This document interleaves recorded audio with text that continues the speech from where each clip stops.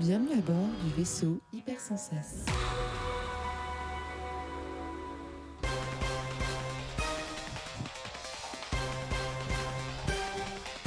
Bouya. Bonsoir et bienvenue dans Croissant Outcast. Et oui, vous avez bien entendu, vous n'êtes pas dans votre émission habituelle. Croissant Outcast, qu'est-ce que c'est ? C'est une émission qui, régulièrement, va vous proposer des petites chroniques de coups de cœur, mais uniquement francophones. Nous allons donc parler de comics, mais aussi de BD franco-belges.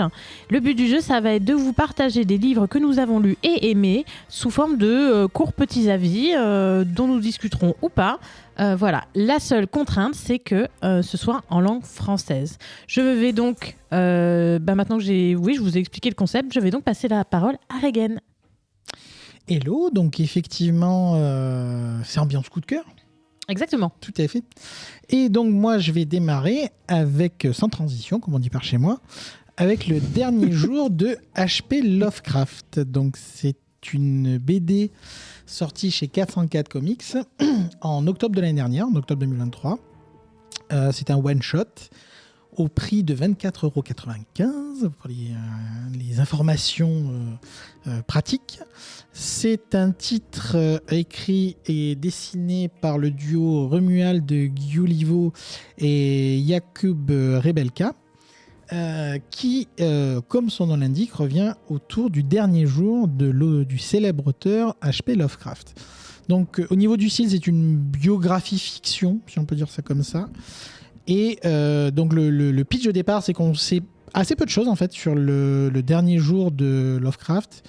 Et du coup, les auteurs prennent le parti d'imaginer qu'est-ce qu'a pu être cette journée de manière un peu romancée, lyrique, poétique aussi, pour aborder ce sujet-là. Donc le pitch est entre guillemets tout simplement ça. Ce qui m'a poussé un petit peu à vous en parler, c'est un truc tout bête déjà, c'est l'édition, la qualité de l'édition de 404 Comics, qui en a fait un magnifique écrin, que mes collègues voient magnifique, même, je confirme, Oui. qui donne vraiment envie de s'y plonger. Ça a été un vrai succès d'ailleurs de librairie, le bouche à oreille a beaucoup marché. Pour vous dire, on en est au 3e print, ce qui est assez ouf en français, autant vous dire. Et pourquoi aussi je vous en parle, c'est que c'est sans doute une des plus belles choses que j'ai lues l'année dernière. D'un point de vue graphique, c'est impressionnant, c'est assez incroyable, c'est torturé, c'est chatoyant quand même. Ça joue aussi un peu avec le méta, mais de manière plutôt sage. C'est malin, c'est poétique. Un des points très importants, surtout quand on parle de Lovecraft, c'est que c'est aussi sans concession. C'est-à-dire qu'on n'écarte pas l'aspect sombre de l'auteur et ses errements qui sont depuis connus de tous, évidemment. Et du coup, franchement, c'était vraiment un moment de poésie très, très, très sympathique. Et je rajouterai simplement que je vous le recommande chaudement déjà, tout simplement. Et que on aimerait en voir plus souvent des bouquins bien édités et intéressants comme ça, fournis en VF. Si on ne connaît pas du tout Lovecraft, c'est inaccessible. Alors, exactement, c'est accessible, c'est totalement accessible. Il y a forcément des références à son œuvre, évidemment. Il y a même des clins d'œil à la pop culture au niveau d'autres auteurs, j'en dirai pas plus. Mais ça n'est pas des prérequis en l'occurrence. Okay. Si je devais donner un défaut à ce comics / BD, il y a une partie, sans vous empoler, on voit des lettres avec un texte manuscrit.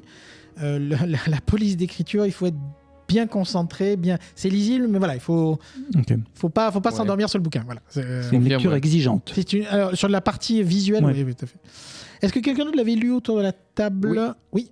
Ouais, moi pareil, j'ai passé un bon moment dessus. Alors par contre, comme préambule, je suis pas, j'aime bien Lovecraft, mais je suis loin d'être quelqu'un qui aime tant que ça son œuvre. Peut-être plus qu'on en a fait autour que l'œuvre en elle-même. Et j'ai trouvé ça plutôt sympa en effet, que ça, comment ça le traite en effet. C'est pas, le traitement est plutôt bien fait. On n'est pas sur, on travaille avec ses mythes, mais on n'est pas là pour montrer je connais tout Lovecraft, c'est pas du tout le but pas de du tout l'auteur. le sujet, clairement. Et il laisse pas les gens sur le côté de la route et permet peut-être de voir une vision de l'auteur qui est intéressante sur le point de vue vraiment artistique. Il y a vraiment le côté de comment se créer un artiste d'une certaine manière un peu là-dedans quand même. Avec ses Oui. démons et ses anges. Voilà. Moi, Monts et merveilles. j'ai juste envie de poser la question. Ce livre de Lovecraft, l'as-tu lu? Bravo. Voilà, c'est tout ce que j'avais à dire. Il n'y aura pas forcément de titre épisode pour ces pastilles, mais c'est validé. Hein. Ouais. Merci Regan. Eh ben, je vais passer la parole à Matt. Ouais, toute autre ambiance, pardon, je parle dans le micro, toute autre ambiance, on met tous les potards à 11. Je parle de Terra. De 10, bien sûr. Je parle de Terra Obscura. Terra Obscura, paru chez Urban Comics en français en novembre 2023. 286 pages, 30 €. Donc on en a pour son argent. Il y a quand même de quoi faire. Terra Obscura, monde super héroïque mais totalement alternatif. Oubliez Marvel, oubliez DC. Monde super héroïque créé par Alan Moore dans son America Best Comics, ABC. Mais en l'occurrence, Terra Obscura n'a pas été écrit par Alan Moore, mais par Peter Hogan, auteur britannique, homme aux multiples talents, et dessiné par le non moins connu Yannick Paquette, qui n'est pas français. Francophone, alors. Qui est francophone. Alors. La création de ce monde est plutôt intéressante puisque Terra Obscura est une série dérivée de la série initiale qui avait été créée par Alan Moore. Et je pense que rien que ça leur a donné une certaine licence, une certaine liberté de création. Terra Obscura, c'est, outre la série dérivée des histoires de Tom Strong qui ont été écrites par Alan Moore, une sorte de monde miroir dans lequel il y a son homologue qui s'appelle Tom Strange et toute une équipe dont la création est basée sur une équipe qui était déjà existante mais dans notre vrai monde à nous dans les années 40. Donc il a repris ces stars des comics des années 40 pour les réintroduire dans Terra Obscura. Tout ça, ça donne un cachet très spécial à ce recueil d'histoires qui pousse tous les leviers du super-héroïsme à fond. Les personnages sont joyeusement archétypaux, autant dans le fond que dans la forme. Les histoires sont délicieusement excessives et partent dans tous les sens. C'est presque de la gaminerie, c'est de l'espièglerie. Ça prend des tournures qui sont toujours très, très surprenantes. Beaucoup d'humour. C'est vraiment excessif, mais tout ça, vraiment, c'est un hommage appuyé à l'imagination débordante, à des univers qui peuvent être créés sans encombre, sans véritablement de limites. Et comme je le disais, c'est enfantin, toujours réjouissant. C'est pour ceux qui ont la référence un peu Black Hammer, mais en drôle et pas dépressif. Juste pour vous citer quand même, donc il y a une ribambelle de héros, et c'est à la fois sa qualité, à la fois son défaut à ce livre, parce qu'il faut tout réapprendre, les codes, voilà, parce qu'il y en a un qui ressemble à Captain America, mais c'est pas lui, il y en a un qui ressemble à Superman, mais c'est pas lui, mais on a, alors tenez-vous bien, le croisé américain, on a les Fighting Yanks, on a le fantôme, le moissonneur, le libérateur, l'aimant, donc un mec qui c'est quand même parti à la retraite, parce qu'il a tiré tous les objets métalliques autour de lui, y compris les fourchettes et les couteaux. Miss Mask, génial comme nom, Miss Mask, pardon. Mystico, Pyromane, le Scarabée, Tom Strange, Terreur 2000, extraordinaire comme nom aussi, Tim, et la femme en rouge, rien que pour citer les plus illustres de cette équipe, qui s'appelle le Smash, déjà rien que le nom. Alors, un petit point quand même, au-delà de ce fatras exubérant, sont abordés certains thèmes sociétaux qui sont intéressants et qui semblent anachroniques dans cet univers qui apparaît figé un peu dans les années 60, mais des thèmes qui sont relativement modernes, on va dire, pour l'époque, mais toujours avec naturel et une légèreté, voire de l'humour. Alors vous l'aurez compris, ce recueil a touché en moi une corde sensible, celle d'une époque débridée de création de comics, où on retrouve une liberté, et puis quelque part, on s'en fout, on a envie de créer un truc qui est sympa, on a un truc qui est rigolo, des dieux, des pyramides, des machins, des extraterrestres, des bidules, ça part dans tous les sens. Je vous dis, le seul problème, c'est qu'il faut se plonger dedans, parce qu'il y a tout un tas de super-héros qu'il faut apprendre à connaître, mais une fois qu'on est dedans, sincèrement, c'est un vrai bonheur, une vraie piscine dont on n'a pas envie de sortir. Ok, est-ce que quelqu'un d'autre l'a lu? Oui. Vas-y. Oui, juste moi 2 petits mots pour ajouter. Une ambiance pulp, c'est évidemment. Ouais. Ça paraît évident. Pourquoi je dis que ça paraît évident, c'est que tout le titre de Tom Strong tourne autour de cette ambiance pulp, simple pour information. Et donc oui, donc petite ambiance pulp. J'ai trouvé qu'il y avait quand même quelques situations qui se résolvaient un petit peu vite, à mon goût, dans le comics. Mais pour le coup, c'était très très cool au niveau de l'ambiance, etc. Les échos, évidemment, à Batman, à Superman, comme tu disais, enfin, c'est évident. J'ai passé un bon moment, clairement. C'est juste qu'on se dit que ça aurait pu aller plus loin s'il avait eu développé encore plus l'univers, mais on passe déjà un bon moment, je trouve, effectivement. Ouais, de mon côté, je rajouterais aussi que c'est surtout, ça fait partie du label America Best Comics qui avait été géré principalement par Alan Moore, qui avait été, en l'occurrence, et qui du coup avait en effet l'univers de Tom Strong, de Promethea, et si je dis pas de bêtises, Top 10, j'ai un doute là-dessus. Et donc qui était un peu l'architecte de toute cette partie-là, et ça suit clairement la logique de Tom Strong avec un pendant peut-être, ça suit vraiment la même logique dans un côté peut-être un peu plus serious business, un tout petit peu, un peu plus sérieux, même si c'est comique, ça c'est drôle, c'est peut-être un peu plus serious business par moment, mais je dis ça à moitié parce que la fin de Tom Strong devient plus serious business que ce. Ah ouais. T'as trouvé sérieux Terra Obscura, c'est vrai? Moi je trouvais vraiment que c'était. Non mais c'est chouette, mais ça reste grosse déconne, ça reste dans l'ambiance assez pulp quoi, oui. du truc quoi. Mais oui. Ouais. Mais serious business avec des grosses guillemets quoi, c'est pas d'accord que c'est pas. On parle pas d'un titre non plus. Ah bah c'est pas Black Hammer. Voilà. Très bien, merci beaucoup. À toi, Max. XT, pardon. Oh là là, Pardon, Le reveal. pardon. Oh là là. Oh là là, ton identité secrète. Je vais être obligé de couper tout ça. À toi, XT.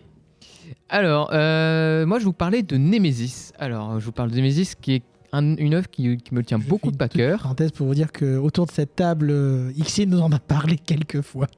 Et je sais très bien que je ne pourrai jamais attendre un focus de la part de mes camarades et les forcer à lire ça, vu le particulier, et je ne leur en veux pas, évidemment. Et donc, j'ai pris cette occasion pour vous en parler. Nemesis, The Warlock, ou Nemesis le Sorcier, qui est sorti du coup chez les éditions Delirium, qui vous pourrez retrouver en 3 volumes assez costauds. C'est 3 fois 35 €. Et voilà. Alors, c'est écrit par... oui, l'édition est particulièrement soignée au passage, ouais.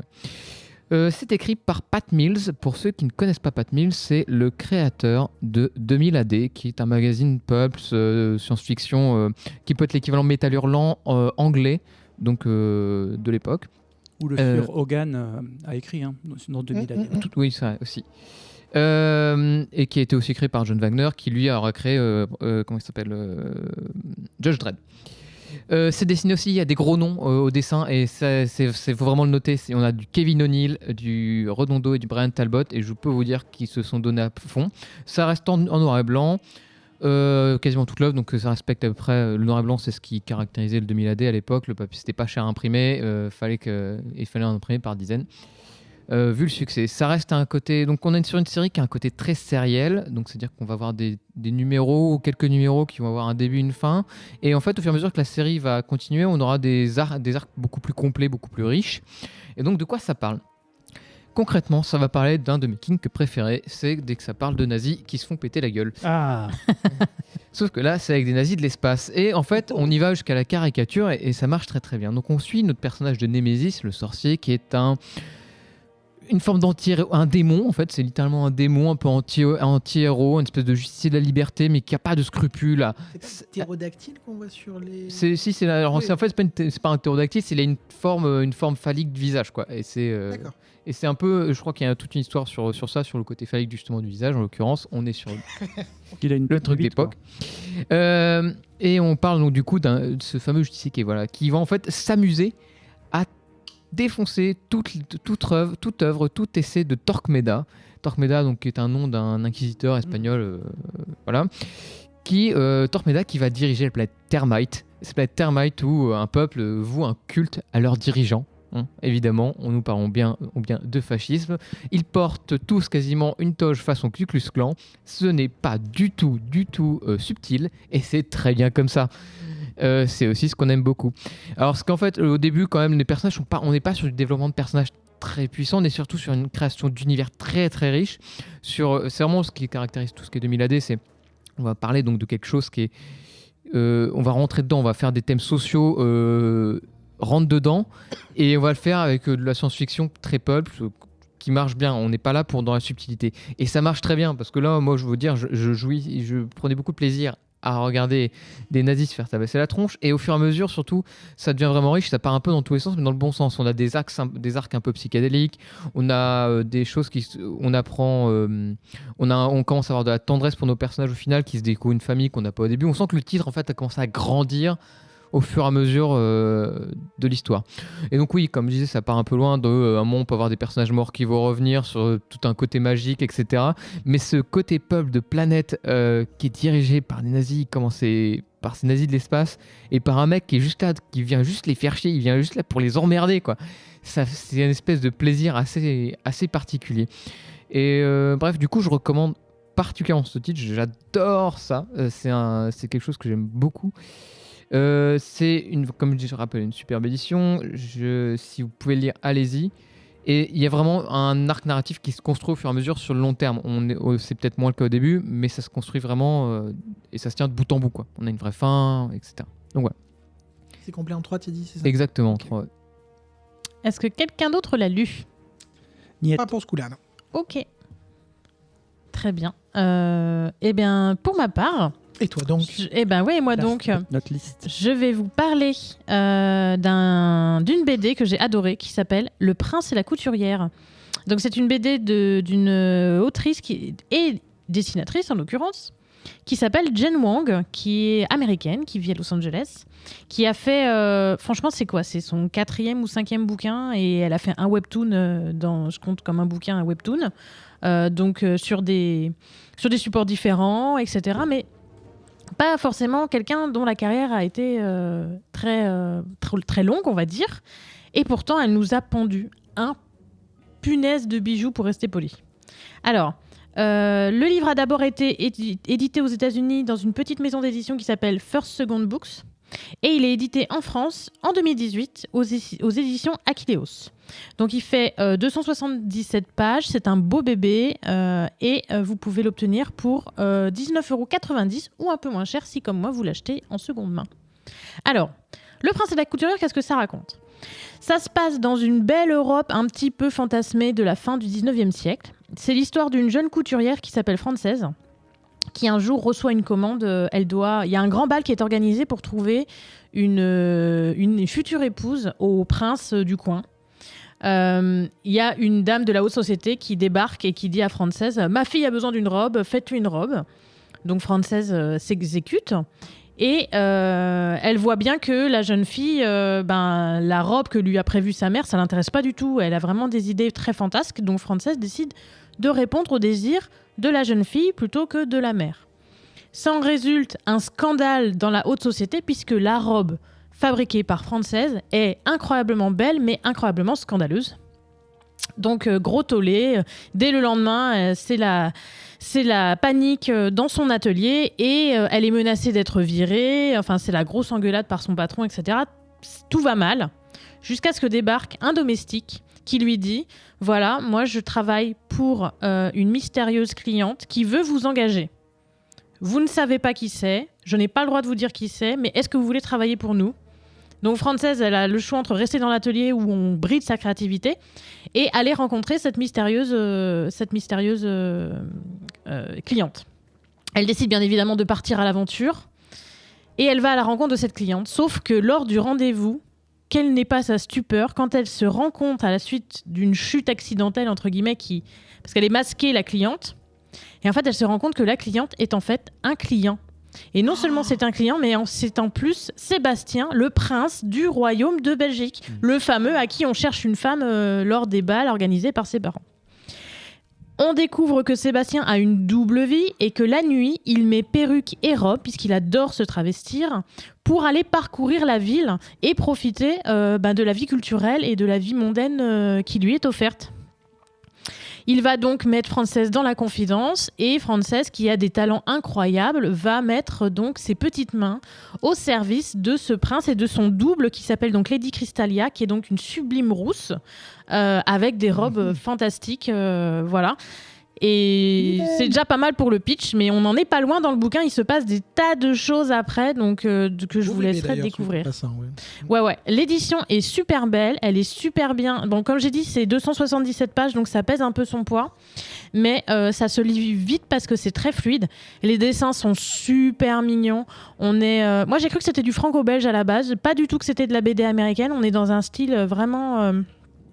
finalement très européen, j'ai envie de dire, qui colle du coup à l'ambiance de l'histoire. Et voilà. Et c'est un film, tout va bien. C'est une BD.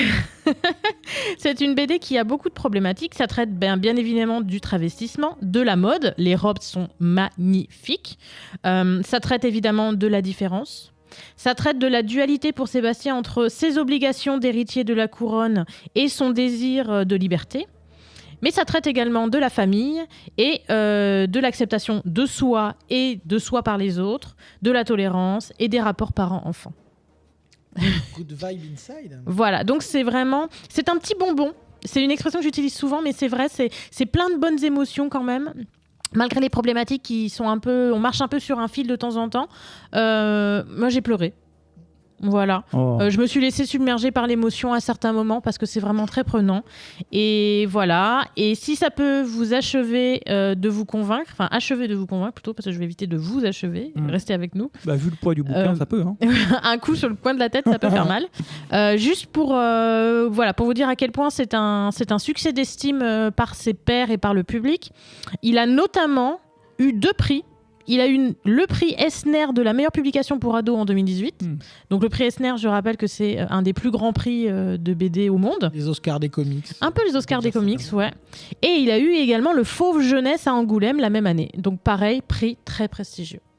Classe. Voilà. Bravo. Est-ce que quelqu'un l'a lu ? Niet. Je te répondrai pas encore. Si tu veux que je te le prête, ce sera avec grand plaisir. Je vais repasser la parole à Regan parce que tu voulais faire une petite virgule supplémentaire. Même si c'est le premier numéro, on va faire un bonus du bonus très rapide. Je vais juste vous toucher 2 mots de It's Lonely at the Center of the Earth qui vient de sortir en français.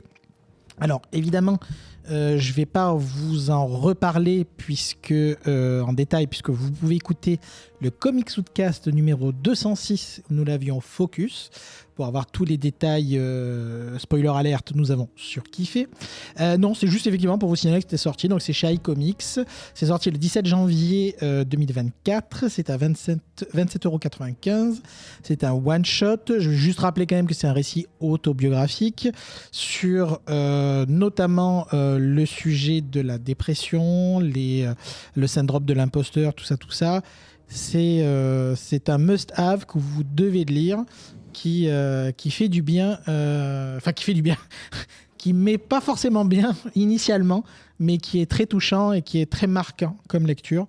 Encore une fois, comme on l'a dit, dans le 204, un des récits les plus percutants que nous avons lus d'ailleurs en 2023. 204 ou 206 Oui, je confirme, ouais. 206, pardon. Komisuka 206. Jetez-vous dessus si vous en avez l'occasion. Ouais, mais surtout que en bonne santé. Voilà, mentale. maintenant qu'il est sorti en français, vous n'avez plus d'excuses. Très bien. Et bien sur ce, Croissant Outcast est terminé. Nous vous disons à bientôt dans Comics Outcast. Bon appétit. Vous pouvez nous écouter tous les 15 jours, bien évidemment, où on parle de comics, mais cette fois qui peuvent sortir en VO, des fois de la VF, mais surtout de la VO. Et voilà. Et à bientôt pour un prochain bonus. Au revoir. Salut. À bientôt.